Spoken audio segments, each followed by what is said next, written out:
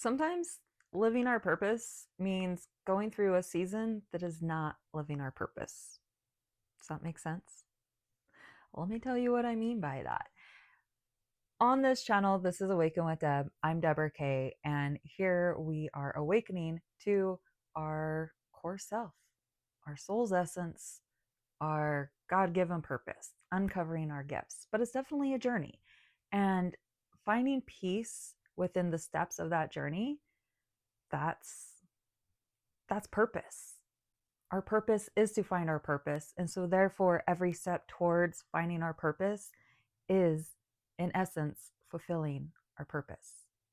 I've always said if you don't have goals, make finding goals be your goal, because through sifting and sorting through which goals are worthy of your time and attention, that's how you find your core values. I know I have accomplished a lot of goals in my life, and some of them haphazardly, not really setting out to to do them, or kind of lightheartedly setting out to do them. But overall, there's been times where the goals were mostly just following in someone else's footsteps. I was like, oh, well, this person's doing that and they seem to be happy. Let me try that. Or this person thinks that I would be good at this, so I'll try it because they see something in me that I don't see. Or society tells me I should have ABC goal, so I'll try ABCD goal, right? And then in the end, none of those goals were the right goal. But it was the lessons learned within those goals that led me to understanding the purpose, to understanding the gifts. And that journey is such a journey of faith, of tribulation. I'm not even sure if I know what that word is, but that's the word that came up. And in my mind, if I were to Google it, I would expect the words of challenges to come up. It's not easy to believe that challenges are there to make us stronger, because they challenge us, right? This is, oh, I'm like, I've spent the last, let's see, it's 7. I have spent the last 3 to 4 hours channeling and meditating, and there's so many downloads and energy coming through in this timeline right now. It's amazing. It's off the hook. I'm just so excited to be able to drop in deep with people, but still be able to keep the vibe light. There's a certain way of just allowing people to feel safe, to be able to be vulnerable. And that's amazing. But that was cultivated through going through my own hardships and my own challenges, and seeing them with compassion and curiosity, and finding my way through them on the other side, through the light, through embracing the darkness. And you really do like see, you move through things. It's so much truth to that. In this journey, there was a timeline where I learned about equanimity. Equanimity. What is equanimity? Equanimity is, it's the space in between. It's the balance. You learn about equanimity if you go to a Vipassana meditation.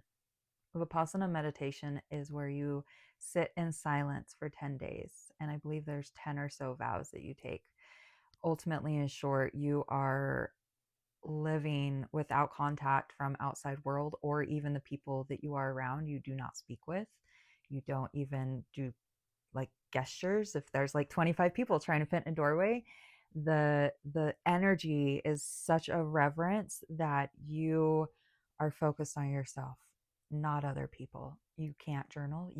They literally take your phones away from you. And yeah, the food is very structured. You don't have snacks in between. You don't do yoga or exercise. You can walk, you can nap, but mostly you're meditating 10.5 hours a day. And the purpose of that is to allow your energy to settle into What does it feel like when you don't have the noise of social media or other people? What does it feel like to have the noise inside and not being able to channel that outwards? Whether that's an artistic ability, an athletic ability, a communicating ability. What does it feel like to sit with everything that's going on inside and feel that emotional energy build with no external outlet because you're sitting with yourself? And there's even a certain timeline in each day where they would call it a hard determination sitting, where so you're sitting in meditation, but like if you had an itch for an hour, you would not scratch that itch. For an hour, you would not lick your lips. For an hour, you would not blink. It's you see the statues of Buddha. That's what they're about. And it was 555 when I said the Buddha. Yes. Going into that. So I mentioned this because going into this,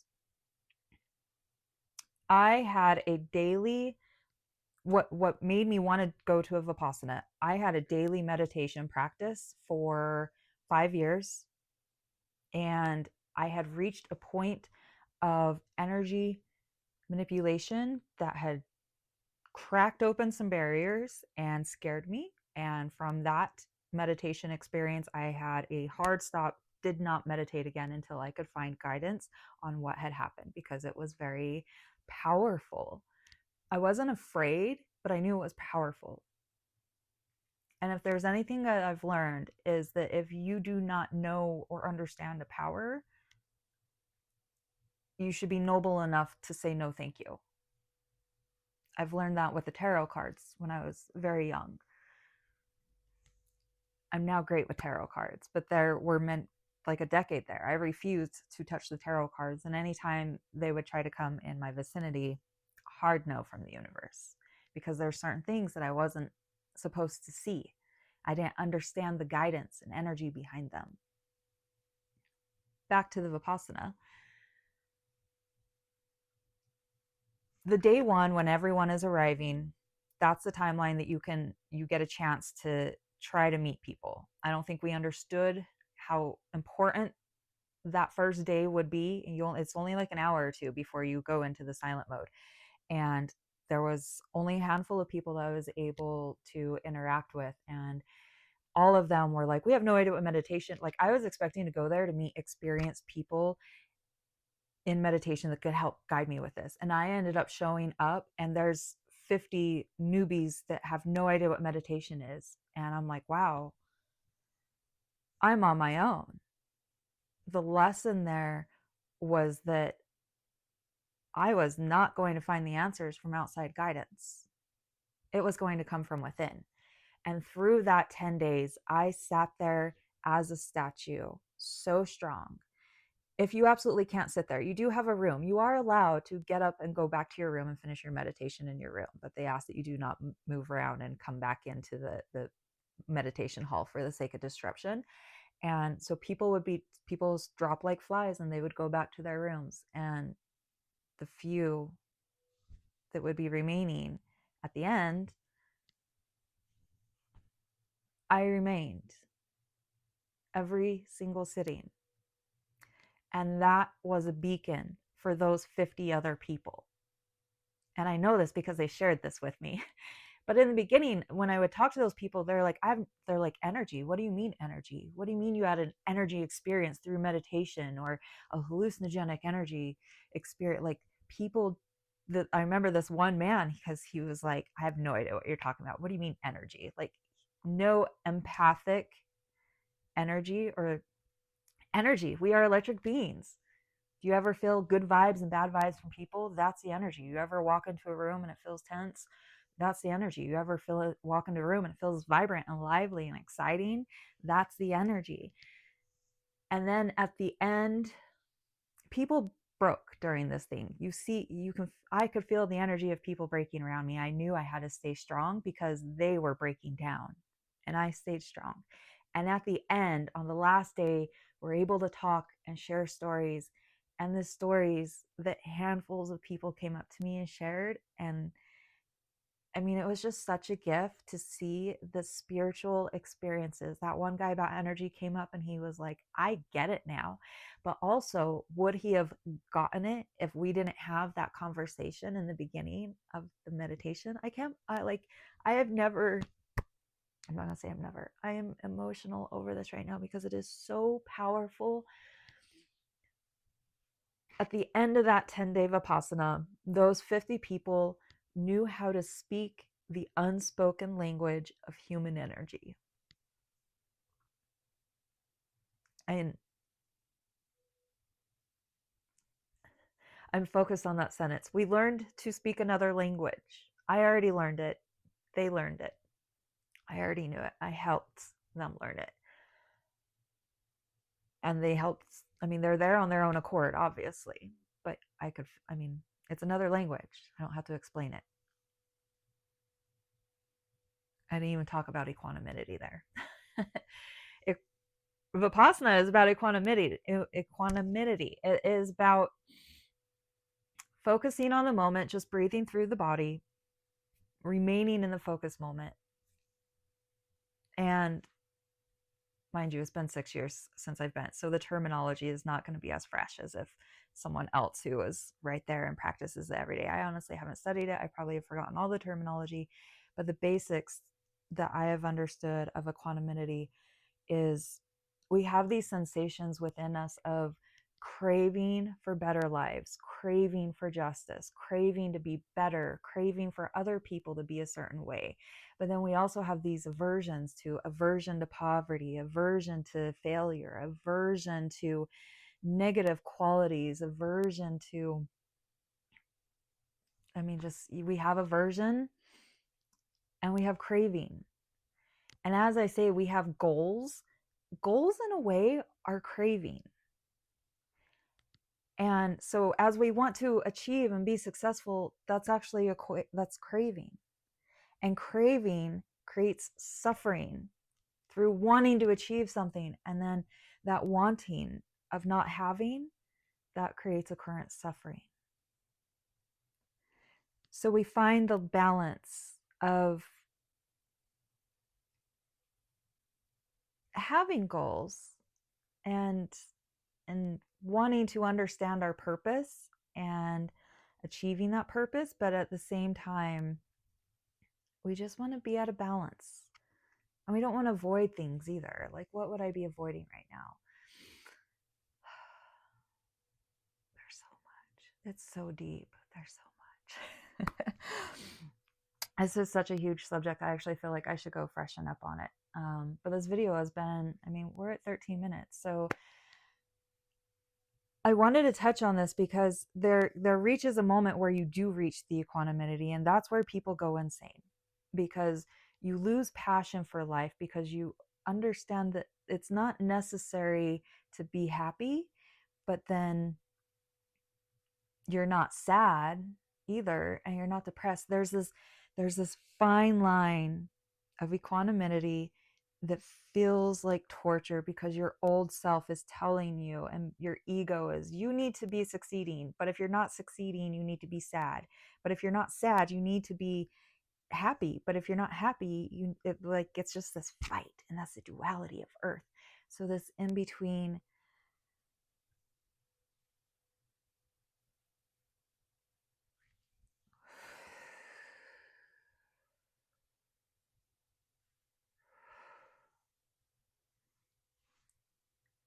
the in between is the pause between the breath. We can have goals, and we can have aversions in the sense that we have obstacles that we have risen above and we don't want to go back. And I understand the pain of not achieving goals or not having, it's apathy, right? There's always a time where maybe we were really energized towards a goal, towards a passion, and then whether something happened or not, but we realize that maybe it's not so important. But passion is important. Purpose is important. So how do we pursue passion and purpose without having that craving of achieving and desiring. It's a balance. And having a purpose doesn't necessarily mean, I'm staring off from the camera a lot today because this is a really heavy, deep subject, and whether the subject is what it is, my energy has been receiving so many downloads. I've already mentioned that this morning, but behind the scenes, as I'm trying to get this video out, there's a lot of other personal downloads coming in, so it's hard to translate or transmute or know what to bring out. And that's where communication back and forth is great. I really am so grateful for the comments and the sharing of your revelations, the sharing of your tribulations and things that you are going through, because then that helps allow energy of the channel to come through. Humans have an amazing ability to channel. I'm not just going to say I have an amazing ability to channel. Humans have an amazing ability to channel. You also have this ability.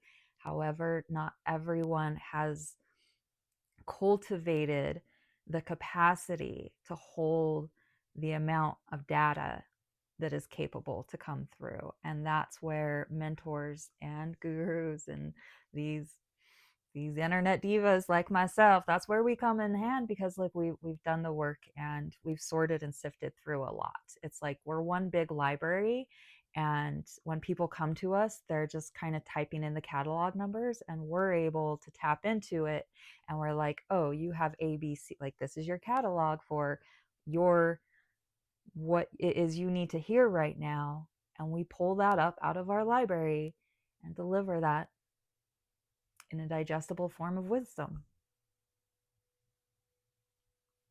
Yeah. Womanaya nayasa.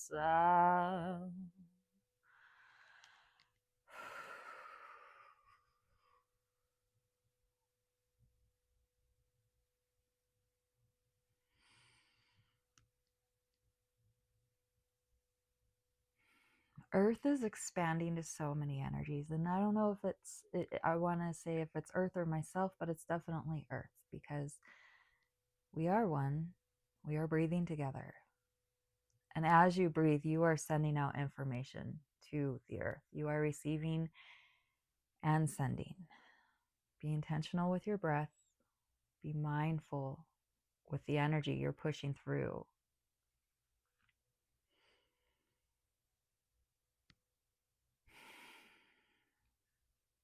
This video is so powerful. Like, let me know on the receiving end, because of all the videos that really have energy coming through that is behind the unspoken words. This is it. I can feel energy behind these unspoken words just going straight through to whoever is watching this. These videos are timeless, but they're for you now. Whenever you found this video, that now moment, this now moment. It is for you. Sorry, like the hand motions, the noises, the breathing. It's so much energy that it's how I process it to come through, because otherwise it would not process and it would bottle up, and that's where insanity comes from. And that's why we use the tools of breathing and movement to process energy, to ground into the earth. That's why we walk barefoot. That's why we create. That's why we do art. That's why we journal, so that we can release the energy and integrate it and understand it. Otherwise, it gets bottled up, and that's where schizophrenia comes from. That's where manic depressive comes from. That's where ultimate self-denial of our awesomeness comes from, and people go crazy. So don't be one of those people that go crazy. Use the tools. Use the tools. That's your homework. Use the tools. Breathe, move, journal, create, meditate, serve, enlighten. Thank you for joining me. I'm forever grateful for this opportunity to have a worldwide audience, to be able to speak my truth, to help encourage you to enlighten to your truth. Here we are, Awaken with Debb. I'm Deborah Kaye. We are dropping in deep, but keeping it light. Cheers.